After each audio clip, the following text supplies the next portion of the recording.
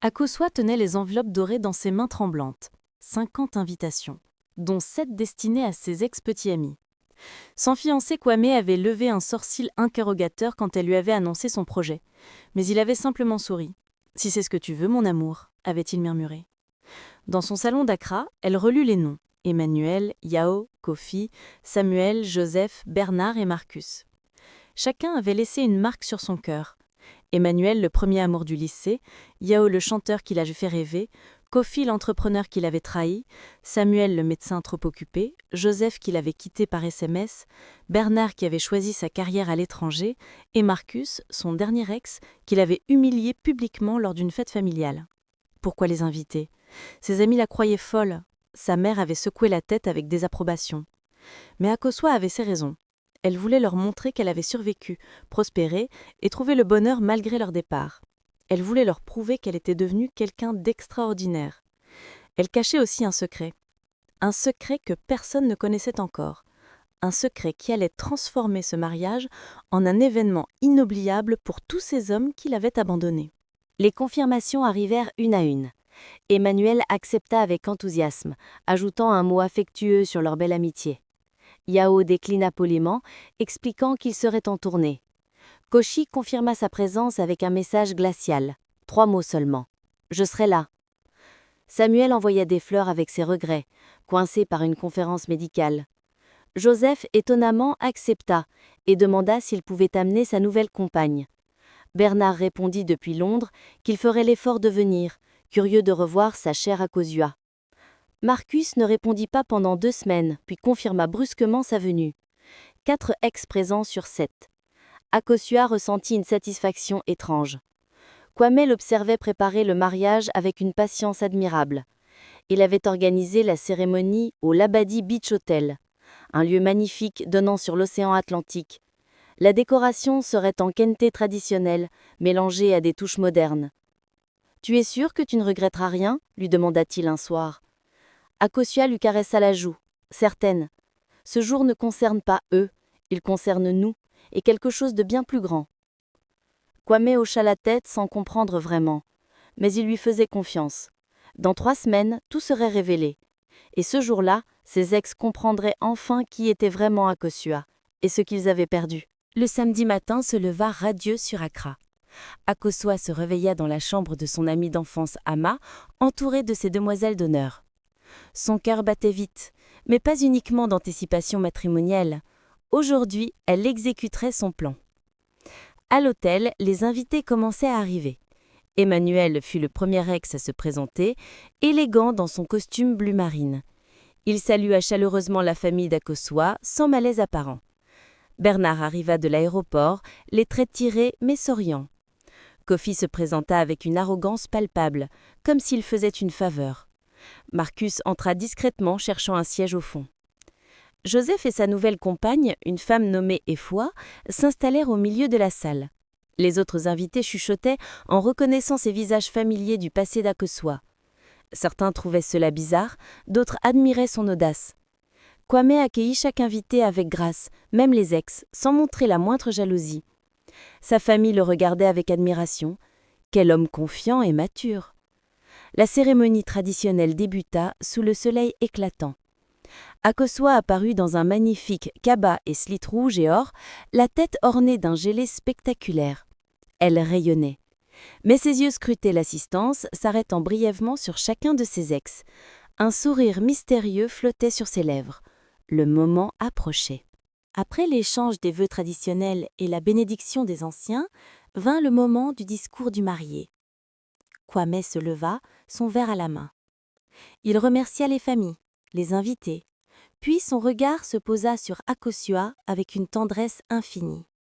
« Ma chère épouse, commença-t-il, tu as voulu inviter des personnes spéciales aujourd'hui, des hommes qui ont partagé des moments de ta vie. Je respecte cela, mais j'ai, moi aussi, quelque chose à partager. » Un silence intrigué tomba sur l'assemblée. Akosua sourit, sachant ce qui allait suivre. Elle lui avait donné sa bénédiction. Emmanuel, Bernard, Kofi, Marcus, Joseph, continua Kwame en les désignant un par un. Vous êtes ici parce qu'Akosua est quelqu'un d'extraordinaire. Mais vous ne savez pas tout. Ma femme n'est pas seulement l'institutrice que vous avez connue. Il y a 6 mois, elle a créé une fondation pour les jeunes filles orphelines. Des murmures approbateurs parcoururent la salle. Cette fondation, poursuivit Kwame, a déjà aidé 200 filles à poursuivre leurs études. Et aujourd'hui, nous annonçons quelque chose d'extraordinaire. Akosua vient de recevoir le prix national de l'entrepreneuriat social. Mais Kwame n'avait pas terminé. Il fit signe à un homme qui attendait près de la scène. Un représentant du ministère de l'Éducation s'avança, tenant une enveloppe officielle. « Madame Akosua Mensah-Osei », déclara-t-il solennellement, « au nom du gouvernement ghanéen, nous vous félicitons. Votre fondation recevra une subvention de 500 000 cédis pour étendre son action à tout le pays. De plus, vous êtes nommée ambassadrice de l'éducation des jeunes filles. » La salle explosa en acclamations. Les invités se levèrent. Les ex restaient figés, réalisant l'ampleur de ce qu'ils découvraient. Cette femme qu'ils avaient quittée, sous-estimée, parfois blessée, était devenue une figure nationale. Emmanuel baissa les yeux, conscient d'avoir perdu quelqu'un d'exceptionnel. Bernard se sentit stupide d'avoir choisi Londres plutôt qu'elle. Kofi, l'arrogant entrepreneur, comprit qu'elle avait réussi bien mieux que lui. Marcus, qui l'avait humilié, voulut disparaître sous terre. Joseph serra la main des fois, soulagé qu'elle ne puisse lire dans ses pensées. Akosua se leva gracieusement, acceptant les félicitations. Elle prit le microphone et son regard balaya l'assistance. « Merci à tous, mais ce n'est pas fini, j'ai encore une annonce à faire. Une annonce qui concerne directement certaines personnes ici présentes. » Le silence retomba, chargé d'anticipation. Les 5 hommes ouvrirent leurs enveloppes simultanément. À l'intérieur, chacun trouva une lettre manuscrite d'Akosua, écrite des années auparavant, jamais envoyée. Des lettres où elle exprimait ses sentiments profonds, ses espoirs, ses rêves de construire quelque chose ensemble, des lettres déchirantes de sincérité. Emmanuel découvrit celle où elle lui décrivait leur futur imaginaire, une famille, une maison. Bernard lut comment elle était prête à le suivre à Londres si seulement il avait demandé. Kofi vit comment elle avait cru en son potentiel avant qu'il ne la trahisse. Joseph réalisa qu'elle avait prévu de lui annoncer qu'elle l'aimait le jour même où il l'avait quittée par SMS. Marcus lut comment elle avait pleuré après son humiliation publique. Mais sous chaque lettre se trouvait une seconde feuille, un relevé bancaire. Une preuve que depuis 2 ans, Akosua avait utilisé 10% de ses revenus pour créer des bourses d'études. Et chaque bourse portait le prénom d'un de ses ex. La bourse Emmanuel, la bourse Bernard, la bourse Kofi, la bourse Joseph, la bourse Marcus. « J'ai transformé ma douleur en action », expliqua Akosua. « Chaque fois que je pensais à vous, je donnais. Chaque larme versée est devenue une opportunité pour une jeune fille. Vous m'avez brisée, mais j'ai reconstruit quelque chose de magnifique. » Les ex avaient les larmes aux yeux. La réception continua dans une atmosphère étrange. Les invités dansaient sur des rythmes high life, mais une tension subsistait. Les 5 ex restaient ensemble, silencieux, méditant sur ce qu'ils venaient d'apprendre.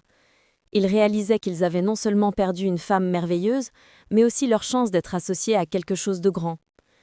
Emmanuel s'approcha d'Akosua pendant une pause. « Je suis fière de toi, vraiment, et désolée. » Elle lui sourit avec bienveillance. « C'est le passé, Emmanuel. Profite de la fête. » Un par un, les autres vinrent présenter leur respect. Bernard la serra dans ses bras, des larmes silencieuses coulant sur ses joues. Kofi, pour une fois humble, murmura « Tu as toujours été la plus forte. » Joseph et Marcus restaient à distance, trop honteux pour approcher.